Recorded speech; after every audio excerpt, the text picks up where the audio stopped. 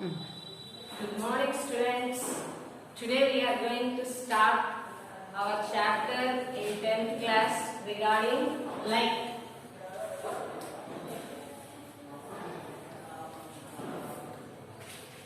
In light, first we will learn what do we mean by the definition of light.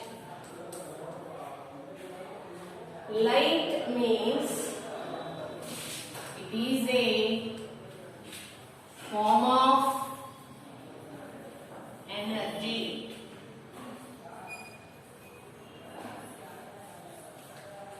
First one is, what is light? Light means it is a form of energy. See here, our main source. Where do we get light? The main source of light, we get it from, where do we get the main source of light? We get the main source of light is our sun. Sun gives us a sunlight.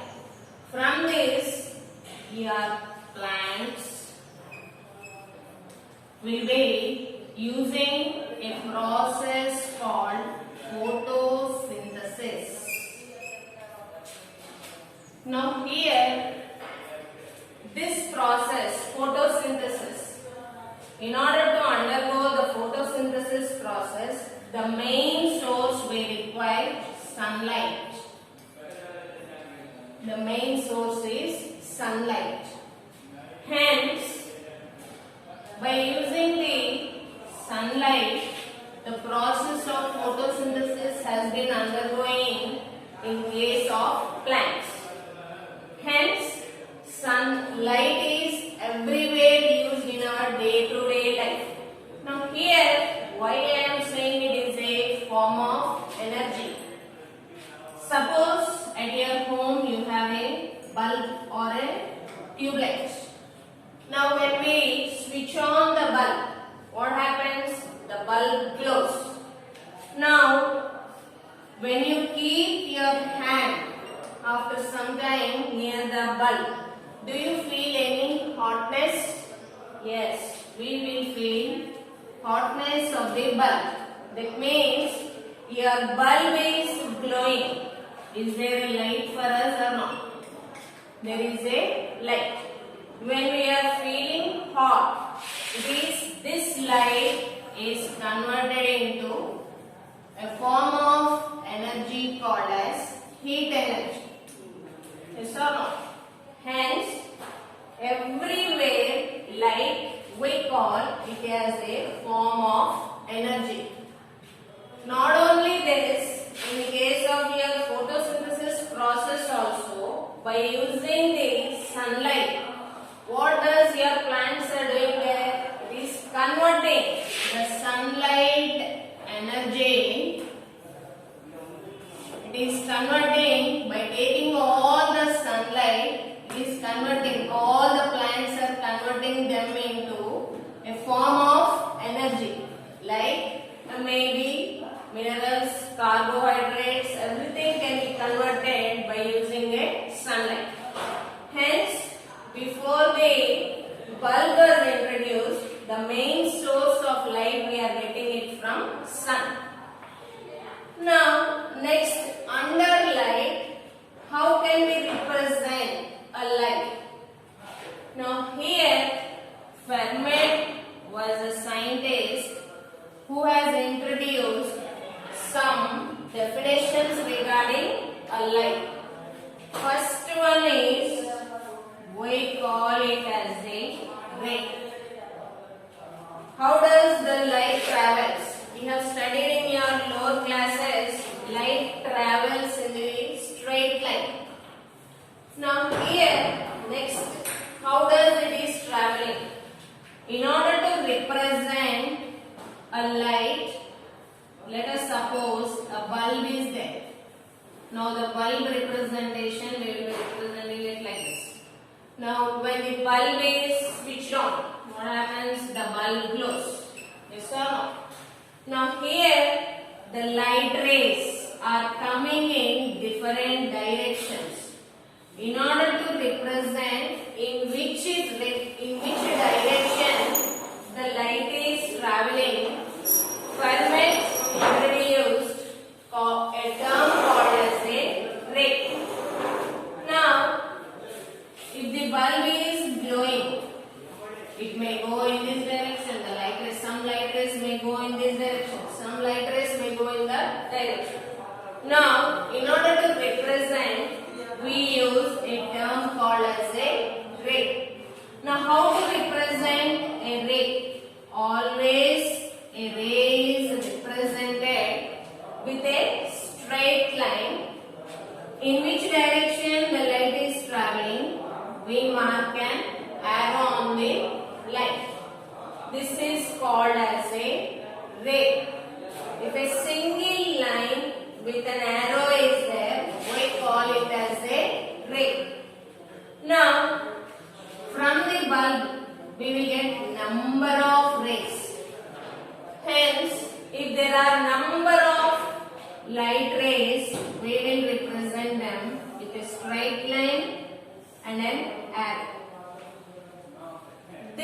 Are they parallel to each other or not? All these light rays are parallel to each other. Now, such light rays, we call them as a beam of light ray. What do we call it as? Beam of light rays. If a number of rays are moving in a single direction, we call them as a beam of light rays. Fermat introduced not only this, some other terms in the case of a light. First one is ray. The second one is a beam of light ray. A ray is a one which we will represent the light in which direction it is moving. A beam of light rays are a combination of a number of light rays. We call them as a beam of light rays. Now, why we are studying only light here? Light has not only these properties, some other properties like in your day-to-day life you are seeing so many objects. We are seeing the objects or not? We are all able to see the objects. Now, how we are able to see the objects? We are all might be saying that by using our eyes, we are able to see the objects. If, let us take an example. We are all in a closed room. Close all the windows in such a way that a single light should not enter into the room. Then, what happens? Can we see our face besides us? Besides every person, we cannot see the objects or ourselves itself. Why? Because there is no light. Hence, what happens for a light? Here, light exhibits two properties. One is reflection, another one is refraction. First, we will learn what do we mean by reflection.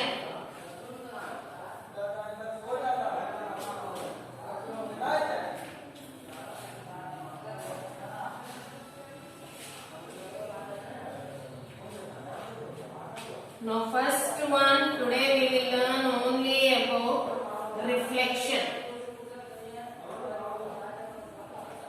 How we are able to see the objects. We are all able to see our face. Where do we see? In the mirror. While combing or doing a makeup or something, we will be using a mirror. Now, how we are able to see our face in the mirror?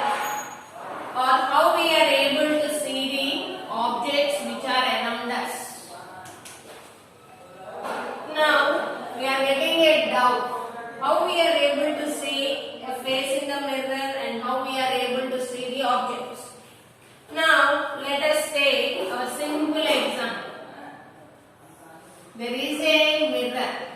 in front of me. Now I am standing in front of the mirror. Where do I see my face? You all might be knowing that I will see my face in the mirror. Yes or no? Yes. Now here, do I see my face in the reverse order? Like my legs up and my head down? No. Never we will be seeing in the reverse. Such type of objects or images we call them as inverted. Okay? Now here, how we are able to see our face in the mirror? Now in the room, are there a number of light rays falling on the face? Yes, there are number of light rays falling on the face. Let us assume me as an object. Now for this object, where I am able to see? I am able to see the same thing. We call it as an image. Whenever there is an object, compulsorily there should be an image. Now here I am able to see my face in the mirror because of light. Yes or no? The number of light rays falling on my face, they are also falling on the mirror. Now what does your mirror do? Now here, if a number of light rays fall on the mirror, what happens? After striking the mirror, do they get reflect? Yes, they will reflect. By using a property called reflection, we are able to see, along with the light, we are able to see our face in the mirror. Now, what is reflection? You all might have seen children playing with a ball. Let us assume there is a ball. Now, what I am doing? I am taking a ball. Throw a ball onto the wall. What happens? After striking the wall, does the ball come back? Yes or no? After striking the ball comes back. What happened? The ball is coming and striking the wall. After striking or hitting the ball is coming back. It may come to your hand or somewhere. Similarly, light also exhibits the same thing, bouncing. You might have heard children in the case of a cricket, bounced ball or bouncing. Here, the ball is striking the wall. After striking the wall, what happened? The ball is coming back. That one we call it as a bouncing. Okay? Now what is a reflection? Bouncing. What is bouncing there? The number of light rays falling on the mirror. They are hitting the mirror and again coming back. Yes or no? Yes, they are coming back. Hitting the mirror like your ball striking the wall and coming back. Similarly, the light rays are hitting the mirror and coming back. Hence, we define reflection as bouncing of light is called as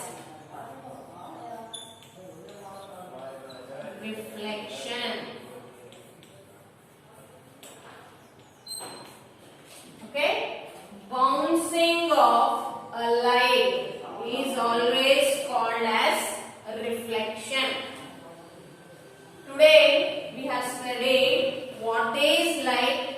The next thing is the definition of a ray, and the next one is a beam of light rays, and the first property what we are seeing in our daily life, that is how light is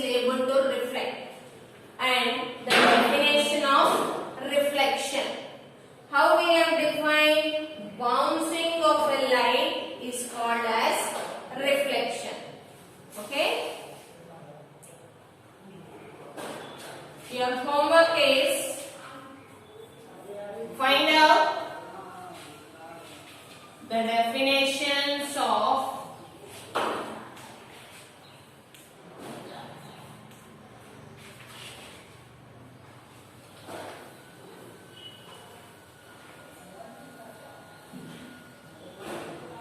first one, reflection. Second one, what do you mean by ray? Third one, light. You all do this homework. From your 8th, 9th or any other book you can find out the definition